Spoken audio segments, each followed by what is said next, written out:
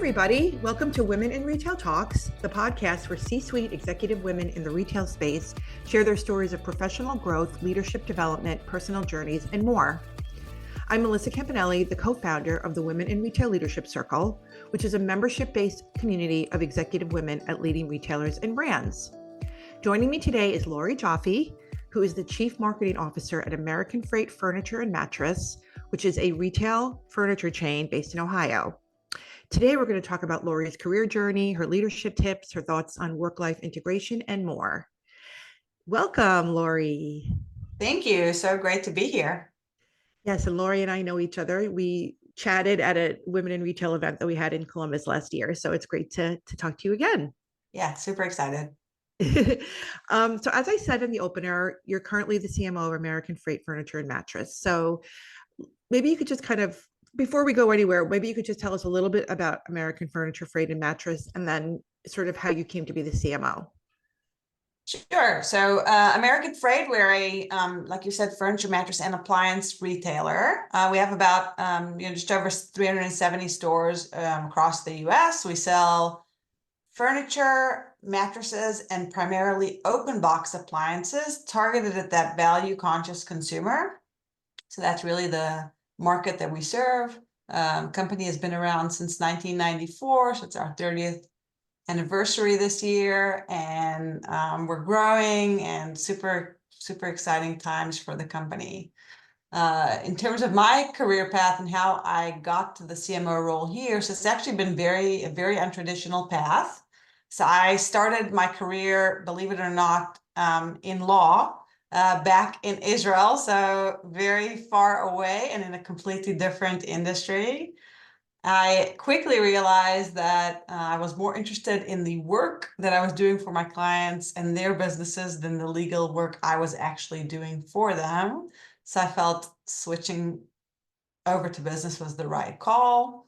That's how I ended up in Chicago. I went to business school here at Booth, the University of Chicago, and was very focused on a marketing / general management career path when coming here.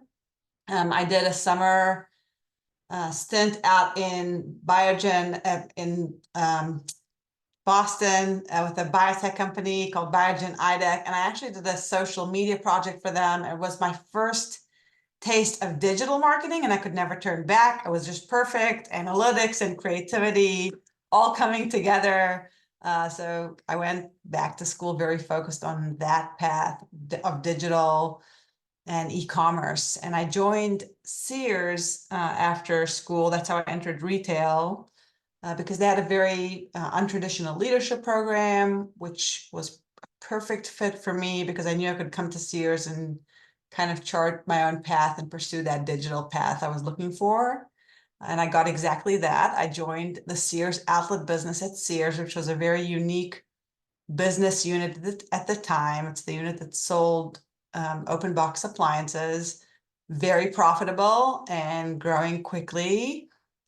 And I got to do a ton of digital projects for outlet, like launching their first ever email program and right coupon at the right time at point of sale. And then a year into that program, Sears Outlet got merged with another business of Sears, and we spun off into a separate entity called Sears Hometown and Outlet Stores. And in that company, I took over all of digital marketing, paid, owned, and loyalty. So it was great experience learning all about dig marketing, end to end across all the channels, in the weeds and out. Fantastic. And then that evolved. I was offered the opportunity to step up and lead e-commerce for the business. Later took on heavier responsibilities in BI and IT, kind of all synergy there. And then American Freight and Sears Outlet were merged, both purchased by Franchise Group, which is our parent company.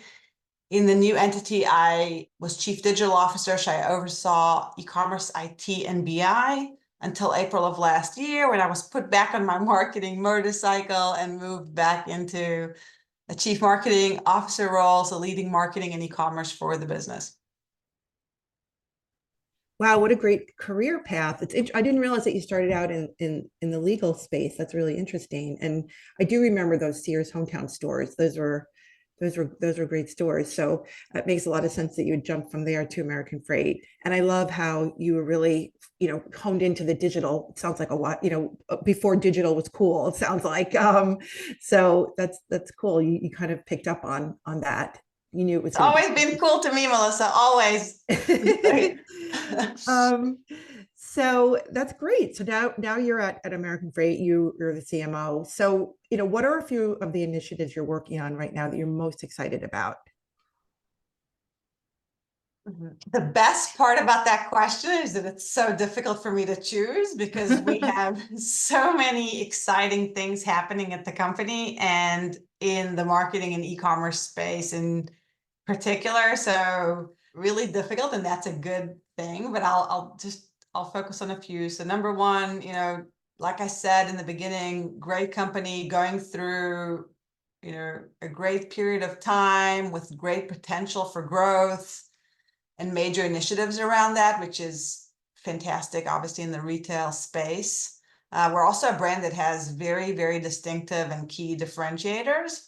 So really a marketer's dream, right? So in the furniture and mattress space, as well as appliances, we essentially sell everything and fulfill everything out of our stores, which lends itself to a take it home today model. So pretty much everything you see is what you get. You don't have to wait weeks to get your sofa. You can take it home with you that day, or we will deliver it to you same day. So great differentiator there. Like I said, we really focus on value and getting the best price and balance of price and quality to our customers. And, really what allows us to do that is that we have a very curated Goldilocks type assortment. So that's another key differentiator. And then of course, open box appliances. We are the biggest reseller of appliances in the US. So just on its own is a huge differentiator in the market. So these are obviously great things for the brand, great things for me in marketing. I will say, like I said, we merged the two brands, Sears Outlet and American Freight, merged right before COVID. Mm-hmm. And anybody listening could imagine how hectic that merge was at the timing that it happened. All mergers are hard, but throw onto that lockdown and insanity in supply chain and everything that we went through, all of us during COVID and the pandemic. So really, I think last year was the first year we all just took a step back, deep breath, and started to lay the foundation for our future success. So a lot of initiatives got kicked off in 23. One of them was rethinking our brand and our experience. So we spent a lot of time really thinking about what we wanted to be, how we wanted to be positioned. We partnered with the Shipyard, which is a creative agency out of Columbus, and did a lot of work just listening to our customers and understanding why they wanted to shop us, what they were looking for, how they felt about their experience. And pulling all that together, we have now refreshed our brand. So we undertook a major brand refresh of both all of our marketing, our logo, positioning, messaging, tone, as well as the store experience. Like how we were flowing product, the customer path within the store, how we were telling the story about open box appliances. We've changed our color palettes. And of course, that was all accompanied by a massive change to the website to match that all as well. So the brand refresh is a huge initiative, very cross-functional, while marketing's kind of leading the charge there. We are all in it as a company, and one that I am super excited about. I'm just going to jump in because what you're talking about, I think a lot of retailers are going through, especially after COVID. I can't believe we're still talking about COVID, but it comes up in almost every conversation we have. It still has affected businesses in so many ways. But you did talk about that you're going through a major brand refresh. You're basically going through a transformation, is how it sounds like to me. And that's a really important topic for a lot of our listeners. And I know it can be difficult to get buy-in from team members, when going through a transformation or a change of focus like this. I'd love to get some, some tips or best practices around how you were able to get your team on board with these kinds of changes and challenges.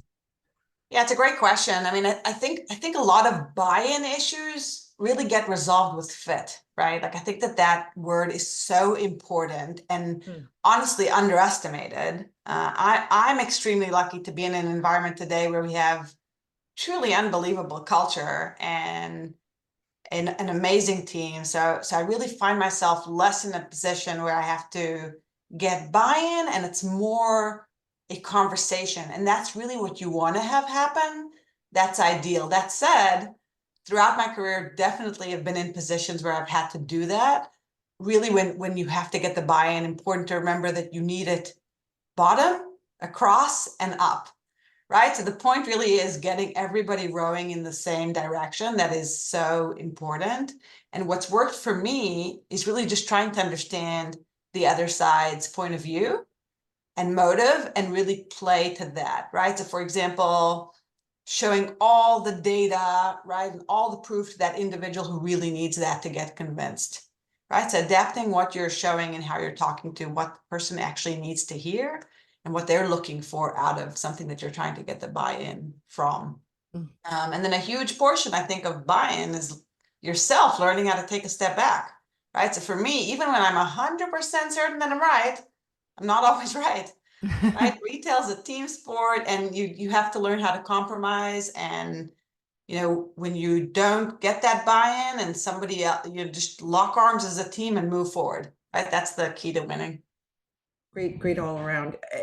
That was sort of leads into my next question, which is some leadership lessons. I mean, those are some pretty good leadership lessons right there. But anything else jumps to mind from all of your experience with Sears, even maybe from your law days? Like, what are some?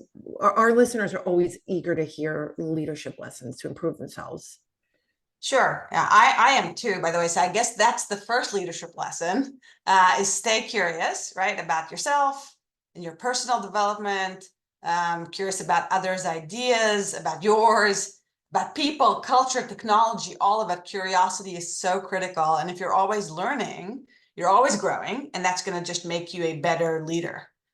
I think that the second one, and it's critically important, is just to be yourself and to be who you are, right? So I think that things that aren't authentic, and we spoke a lot about authenticity at Whirl last year, and I think that it's so critically important, because things that aren't authentic just have a very short shelf life. So truly embrace your weaknesses. If the viewers could see me, they'd see I'm doing parentheses with my hands, because sometimes those weaknesses are also your greatest strengths.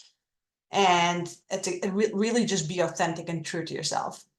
And then lastly, I think one of the biggest lessons for me is really business is all about people. At the end of the day, it's all about people. It's all about relationships. As a leader, you have an immense impact on people's lives, their paths, right? When you say something to your associate, they take it home with them. And that's something that you have to be really attuned to and remember, and not underestimate. And then not everyone needs in that token, not everyone should be led in the same way. So you need to adapt and make sure that you're adapting yourself to lead people in the way that they need to be led, because you're going to get the biggest impact that way. Those are great. I love those. Those are life lessons and leadership lessons. I love when you said not being authentic has a short shelf life. I think that's so true. It's hard to keep up when you are not being your true self. So that's great. I love that. So I'm going to ask a question that we like to ask a lot of the folks that we interview. Can you talk about a time in your career when you had a failure or a setback or a challenge that actually turned around and was instrumental to your growth or to your career? Yeah, and like I said, with the things I'm excited about, there are also so many setbacks, right? They happen a lot, and it's often. And the key is really recovering from it and learning, right? So a big one for me, and like I said, like I could go through a whole slew throughout my career and in different stages, but a big one for me was that we were having really major issues with a system implementation that I'd led. And there was so much work to do and so many problems to solve. It was just unbelievably overwhelming. For me, also personally, I'm a get it done type of person. Like I don't mess around. I like to get stuff done. I like to get it off my plate. I'm like, no, it actually is one of my strengths and something I'm known for. So it was a double whammy, like the situation of being in this overwhelming sea of problems. Um, and it's really like one of the few times I feel for me that I had a really hard time. Like it was just the sinking feeling of failure. And I think that the key lessons I took from that is really, learning how to not boil the ocean, right? Taking a step back. And then while when things are broken, like while you have to move with urgency to fix them, because if you don't, right, the urgency is really key. But while you have to do that, speed doesn't equal chaos, right? So taking time to figure out how to solve a problem is often going to get you to the final answer much faster and in a much better way. Right? So in situations since then, if I see anybody on my team struggling and like they feel like you can just tell, right, that they're overwhelmed with the magnitude of a problem or something that they're trying to solve, right? I always say kind of half jokingly, it's okay. It was broken up until now, right? So we were okay, right? So we're going to be okay. So it's just about kind of taking that step back and breaking problems down into their small pieces and manageable. And that was a huge lesson for me.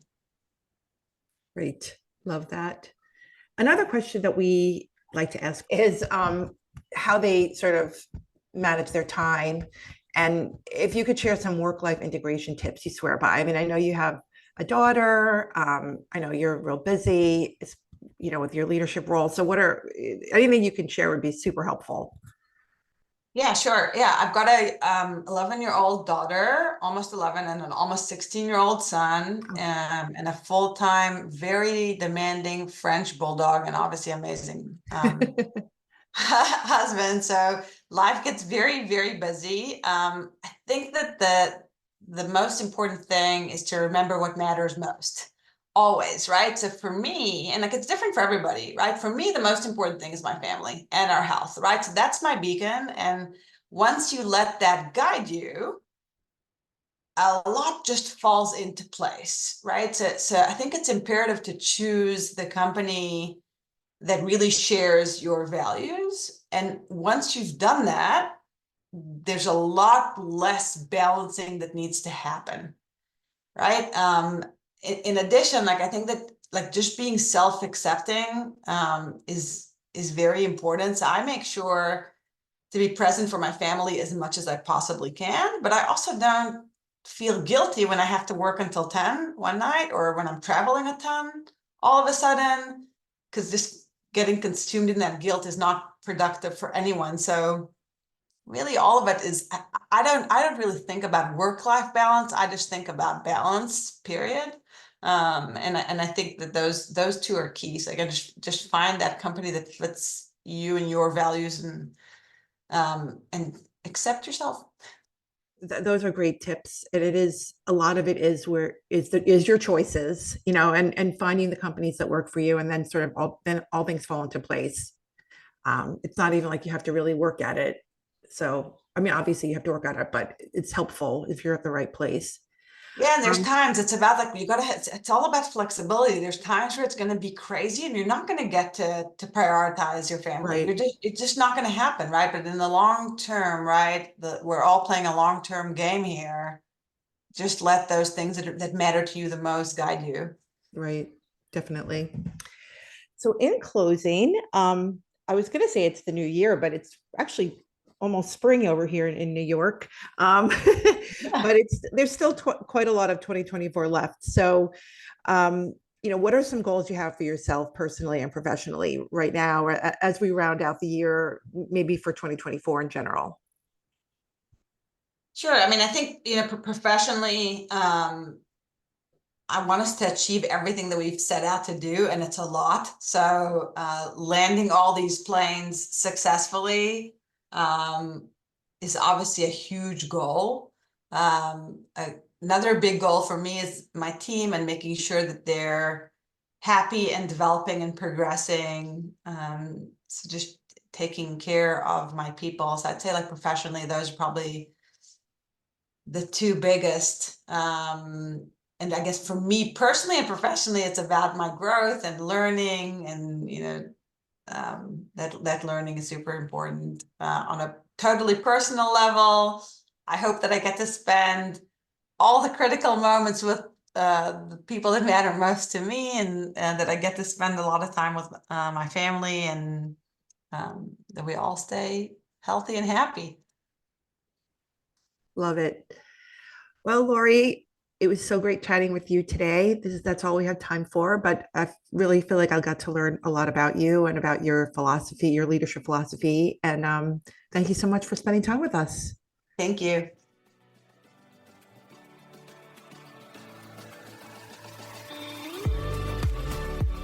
Thanks for listening. For more information on this podcast, please go to womeninretail.com/podcasts for show notes. Women in Retail Talks is available on Apple Podcasts, Google Podcasts, Stitcher, and Spotify. Make sure to subscribe on our podcast channel page as well. If you've enjoyed this episode, please take a few moments to rate and review our show. Lastly, if you're a female retail leader interested in joining our community at Women in Retail Leadership Circle, visit womeninretail.com/apply. Thanks, and until next time, this has been Women in Retail Talks.